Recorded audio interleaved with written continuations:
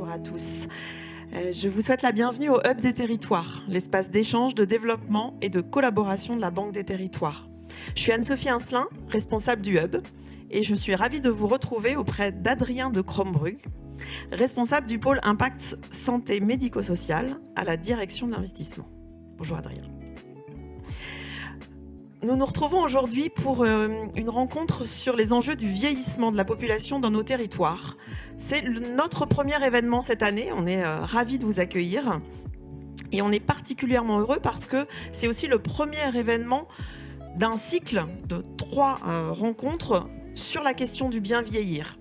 Mais rappelons-nous que d'ici 2030, en France, selon l'INSEE, le nombre de personnes âgées de plus de 60 ans augmentera de 15 à 20 millions. Et la conséquence, c'est que ces personnes représenteront un tiers de la population. Et la part des personnes de plus de 65 ans dépassera celle des moins de 15 ans. Pour récapituler ces 3 axes, écosystème, vision à 360 degrés, défi territorial, voilà les 3 axes d'intervention de la Banque des Territoires. Alors concrètement, que faire et comment faire ? Alors à la direction de l'investissement, qui est la direction qui vous invite cet après-midi au Hub des Territoires, nous avons construit une offre investisseur. Nous soutenons la croissance d'entreprises à impact social qui agissent sur le care, le prendre soin, c'est-à-dire la santé, le vieillissement, le handicap, l'habitat, la petite enfance. Et donc je vais inviter à mes côtés 4 invités de marque. Alors, j'invite évidemment Lauriane, qui est là, je te cherchais là, qui est experte du programme Petite Ville de demain et qui portera donc une vision politique publique. Merci beaucoup pour ta venue. J'invite aussi à nos côtés Oscar Lustin. Bienvenue Oscar, merci de nous rejoindre, qui est cofondateur de Domani, une solution d'habitat inclusif, et qui est, je fais le teasing, juste pas plus, qui est une solution jeune, une start-up, en plein essaimage et en pleine réflexion stratégique. J'invite aussi Mathilde Boulet, bienvenue Mathilde, qui elle est en fait responsable des questions du vieillissement chez Make Sense, qui est un incubateur très connu, et donc qui portera une vision accompagnement. Et enfin Philippe, merci de ta présence. Quand je vois les gens dans la salle, j'ai presque envie de dire que peut-être Philippe on le présente plus. Philippe, il est cofondateur d'Envie Autonomie, qui est une coopérative qui permet l'accessibilité des techniques et qui a, on va dire, un track record d'essaimage territorial très fort. Voilà. Merci beaucoup pour votre présence. Et malgré tout, avec tes mots, en quelques mots, qu'est-ce que c'est que l'habitat inclusif et qu'est-ce que c'est que la solution Domani ? Oui, alors l'habitat inclusif, c'est vrai que c'est un mot qu'on entend souvent et qui est assez peu défini ou qui est un peu dur à définir parce que chacun y met un peu ce qu'il veut. Nous, la définition qu'on a et ce qu'on défend au quotidien, c'est proposer à des personnes âgées ou handicapées, ça arrive parfois, une solution à taille humaine, vraiment qui rompt avec le côté hospitalier, le côté EHPAD, qui correspond pas à tous les profils. Et donc, c'est vraiment un petit habitat. Alors nous, il y a 8 personnes âgées qui sont accompagnés au quotidien. L'habitat partagé pour nous, c'est aussi une solution territoriale parce qu'en fait, on s'implante dans des villes, dans des quartiers et c'est des villes qui n'ont pas forcément toujours des EHPAD, qui n'ont pas forcément toujours des solutions adaptées à la perte d'autonomie et qui du coup vont avoir du mal à accompagner leurs aînés de manière qualitative. Donc voilà une rapide présentation. Ensuite, nous, Domani en particulier, on a 2 implantations qui sont ouvertes dans le Grand Sud-Ouest, à Bordeaux, à côté de Bordeaux, à Pessac et à Mimizan dans les Landes. On travaille beaucoup avec les départements et avec les communes, ce qui nous permet de mieux comprendre les besoins locaux et du coup d'adapter notre solution à la fois aux besoins des territoires et aussi et surtout aux besoins des personnes âgées. Merci Oscar. Une solution du lien social, une solution de petite taille, C'est même assez incroyable de la taille des solutions de Domani. En fait, sur quel territoire tu t'es implanté? Sur quel territoire tu comptes t'implanter? Quelle est en fait ta stratégie d'implantation sur les territoires? On voit une carte de France. Que signifie cette carte de France? Et quels sont en fait peut-être les freins en fait que tu rencontres pour aller dans d'autres zones qui ne sont pas coloriées sur cette carte? Alors, il y a pas mal de questions en une, mais principalement, nous, les zones dans lesquelles on souhaite s'implanter, déjà, on s'implante là où il y a le plus de besoins. Ça, c'est important de le dire. On va pas aller dans une ville qui est déjà très bien dotée en structure, type EHPAD, résidence autonomie, etc. Parce que c'est forcément des villes où il y a moins de demandes, des personnes âgées qui ont du coup pas forcément du mal à vieillir dans leur territoire.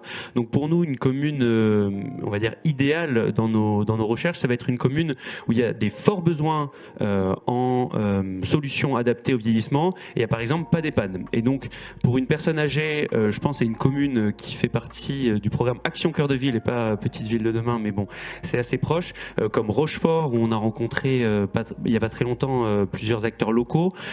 C'est une commune où les personnes âgées, pour vieillir, elles vont avoir beaucoup de mal à trouver une place dans leur commune et elles sont obligées de déménager parfois jusqu'à La Rochelle, donc ça fait un double déracinement que devoir quitter son domicile et ensuite quitter sa ville. Donc là, c'est vrai que c'est des villes sur lesquelles on va s'implanter en priorité. Ensuite, Domani en particulier, nous, on s'inscrit dans ce qu'on appelle des petites grappes d'habitat partagé. Alors pourquoi on a cette logique, vous voyez, très sectorielle, très territorialisée?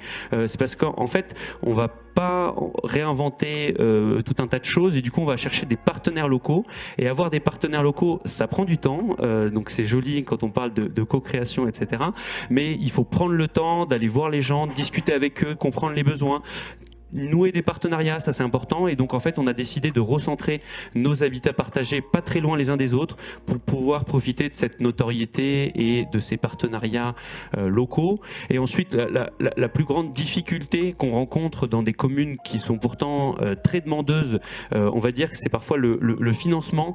On parle de petites villes de demain, on parle nous aussi beaucoup d'Action Cœur de Ville. C'est des communes où parfois les investisseurs institutionnels classiques regardent assez difficilement ce type de commune parce que forcément c'est un peu moins attractif, soit en termes d'immobilier, soit en termes d'investissement. Donc voilà, il faut expliquer qu'il y a aussi des besoins territoriaux qui sont très forts et donc ça c'est un peu notre rôle au quotidien et un peu de partager les besoins locaux pour trouver ensuite les investisseurs qui vont nous accompagner. Très clair. Du coup, quand tu t'es établi à Pessac sur ton premier habitat inclusif, quand tu décides d'aller dans une autre zone géographique, c'est quoi tes enjeux, c'est quoi tes challenges, c'est quoi tes besoins, tes freins d'aller d'à Pessac jusqu'à un autre endroit? Il y en a plein en projet en ce moment. Comment ça se passe? C'est quoi les freins, les enjeux pour y arriver? Les enjeux, le premier, c'est de rencontrer les élus et de rencontrer les personnes âgées en local. C'est vrai qu'on pourrait arriver avec nos gros sabots et dire voilà, on va s'implanter partout en France et émailler cette magnifique carte de France de plein de Domani. Sauf que c'est vraiment pas ce qu'attendent les personnes âgées, ce qu'attendent les élus. Et du coup, la première chose qu'on fait, c'est qu'on va voir la commune et on essaie de comprendre quels sont ses besoins territoriaux, parce que même au sein d'une commune, parfois il y a plusieurs quartiers qui n'ont pas du tout les mêmes logiques. Et du coup, c'est important de comprendre comment s'organise la ville, comment s'organise la commune. Donc ça, c'est un vrai défi et un vrai enjeu à chaque fois, c'est d'aller rencontrer les personnes sur place, en local, pour comprendre leurs besoins. Ensuite, nous, il y a un gros sujet autour du département qui fait partie aussi des acteurs dans le panorama du bien vieillir, vu que c'est la thématique de la conférence. Et donc là, pareil, on essaie de les questionner, de savoir quels sont leurs besoins, comment ils voient le développement d'habitat inclusif dans leur département. C'est eux qui financent l'APA, c'est eux qui financent l'aide à la vie partagée dont on a un peu parlé dans la vidéo. Donc voilà, nous, c'est les deux principaux acteurs. Et après, il y a un défi qui est à chaque fois renouvelé, c'est comment l'architecture du bâtiment va s'inscrire dans la commune, parce que on a un projet dans la magnifique ville de Cahors, c'est pas la même chose que quand on est à Pessac, et même quand on va à Mimizan, c'est pas du tout les mêmes enjeux architecturaux. Et du coup, là, il y a une réflexion à chaque fois à faire avec les différentes parties prenantes. Merci Oscar. Est-ce que tu aurais un conseil à donner à un porteur de projet qui nous écouterait et qui souhaite s'implanter sur un territoire? C'est quoi le conseil avant de choisir son territoire? Ou s'il a... Parce que parfois dans l'habitat inclusif, ce sont des gens du territoire qui sont très ancrés et c'est ici qu'ils veulent faire un habitat inclusif, pas ailleurs. Parce que ça répond à un besoin peut-être initialement même familial, même personnel. Est-ce que tu auras un conseil à donner à ce porteur de projet? Des conseils, il peut y en avoir plein, mais il y en a un qui paraît évident quand on le dit, mais c'est vrai que parfois il y a des porteurs de projets qui réfléchissent pour leurs parents, pour leurs grands-parents, pour leurs grandes-tantes, mais finalement c'est très personnel et nous ce qu'on leur dit à chaque fois c'est aller voir les autres personnes âgées, aller rencontrer les gens en local, demandez-leur ce dont ils ont envie, ce dont ils ont besoin, et c'est vrai que parfois les gens nous disent, c'est vrai, je suis allé les voir, moi j'avais quelque chose en tête, mais en fait c'est pas du tout ce qu'attendent les personnes, c'est ce qu'attendait ma grand-mère, ma tante, mais c'est pas ce qu'attendaient les personnes en local. Donc finalement, on va dire pour bien vieillir, je pense qu'il faut remettre l'église au centre du village et les personnes âgées au centre du dispositif. Donc aller les voir, leur poser des questions, savoir ce qu'ils attendent et à l'inverse, ce qu'ils veulent pas du tout. Ça permet d'aller ensuite beaucoup plus vite pour fédérer autour du projet. Merci beaucoup Oscar, très clair. J'avais une question notamment pour Oscar. Quel est un peu comment faire la part des choses entre justement un développement par, on va dire, région ou zone pour être vraiment au plus proche des problématiques locales, pour coller complètement aux besoins, aux spécificités et adapter le modèle, et en même temps assurer une sorte de maillage, de partage d'informations, de bonnes pratiques qui n'existent pas encore forcément entre les différents acteurs des différentes régions et qu'un opérateur qui souhaite être national peut assumer également comme rôle. Pour répondre rapidement aux questions complexes, nous souvent, j'ai entendu plusieurs mots, donc il y a le mot territoire, il y a le mot région, nous on réfléchit aussi beaucoup à l'échelle du département. En fait, il faut essayer de comprendre quels sont les acteurs, les collectivités qui sont impliquées dans la vie des personnes âgées, parce que là on parle vraiment de bien vieillir, et du coup à quelle échelle ça se fait. Et nous on parle souvent à l'échelle du département, parce qu'il y a cette échelle-là de financement de la perte d'autonomie. Il reste pas grand-chose au département et le bien vieillir et le handicap font partie des choses qui leur restent et du coup ils sont assez impliqués sur ces thématiques-là. Donc voilà, nous il y a cette logique d'abord qui est une logique départementale. Ensuite, quand on s'implante dans une commune, nous il y a un vrai enjeu d'urbanisme, d'implantation au sein du territoire, revitalisation de ces parfois petites villes. Parfois on va dans des communes de 5-6 000 habitants, ce qui est pas énorme. Donc pour eux c'est un vrai enjeu. Donc là il y a l'échelle du coup de la commune qui est importante et du coup c'est important d'essayer de savoir nous quel va être notre impact territorial. C'est des sujets qu'on regarde avec la Banque des territoires. J'ai une deuxième question pour Oscar Lutin.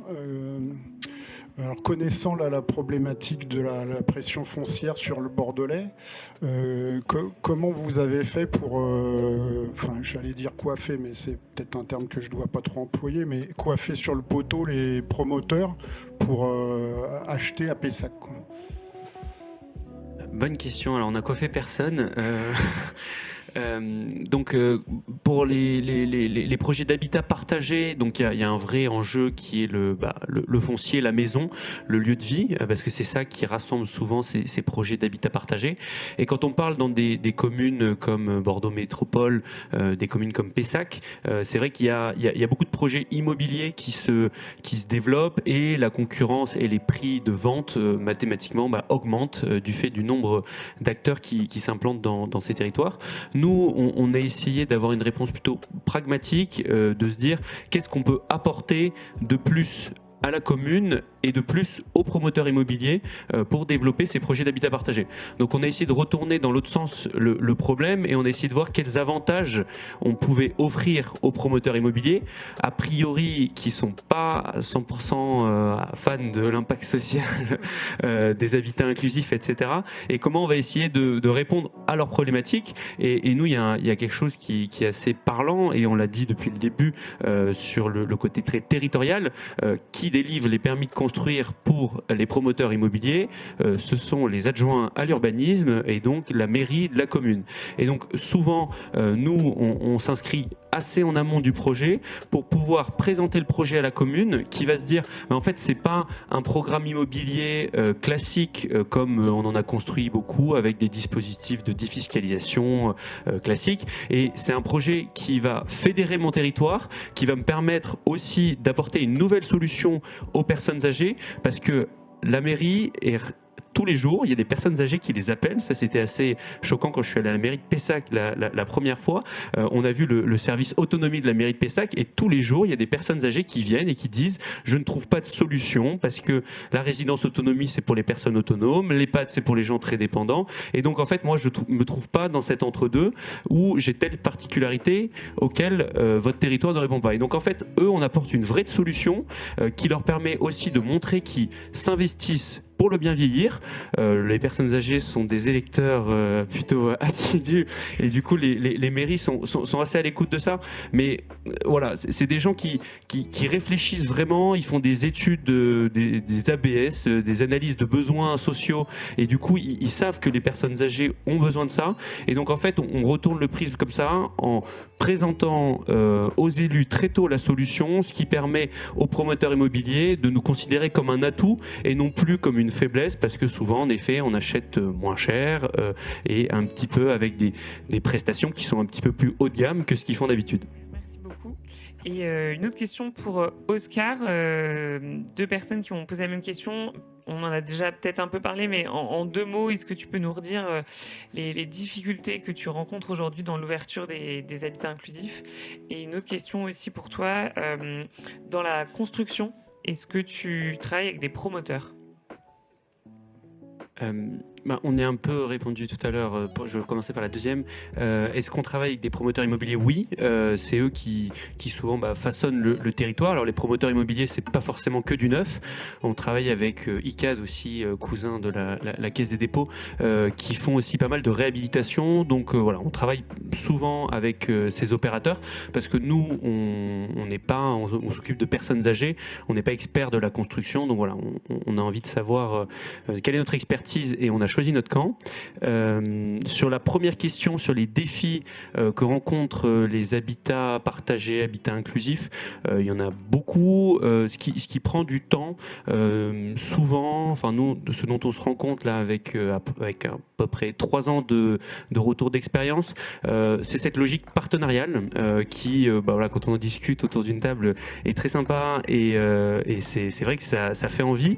Néanmoins, comme on l'a dit tout à l'heure, c'est des rencontres, c'est des humains, et c'est du temps, et donc finalement on arrive à trouver des solutions, mais parfois c'est vrai que c'est important d'essayer de mettre un peu d'huile dans les rouages. C'est pour ça que nous on essaie, voilà, d'avoir un peu cette tête de réseau national aussi, de partager des bonnes pratiques entre différents acteurs de l'habitat inclusif. On est ravis de partager les bons partenaires, les gens avec qui on travaille bien, parce que c'est vrai que, par exemple là on vient de s'implanter dans le département des Landes, on a passé beaucoup de temps, alors est-ce que c'est un défi ou est-ce que c'est une opportunité, je ne sais pas, mais on a passé beaucoup de temps à discuter avec le CIAS, donc le Centre d'Action Sociale, qui va s'occuper du coup de l'aide aux personnes âgées, parce que localement c'est comme ça que ça se passe. Les personnes âgées sont souvent accompagnées par la commune dans l'aide à domicile, et c'est ce qu'elles souhaitent.